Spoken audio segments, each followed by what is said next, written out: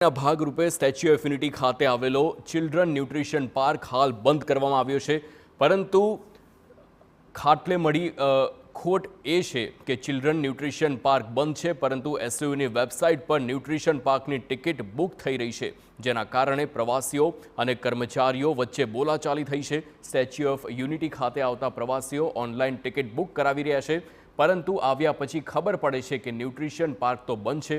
Children nutrition park આવીને entry ન મળતા પ્રવાસીઓ અને ચિલ્ડ્રન ન્યુટ્રિશન પાર્કના કર્મચારીઓ વચ્ચે બોલાચાલી પણ થઈ।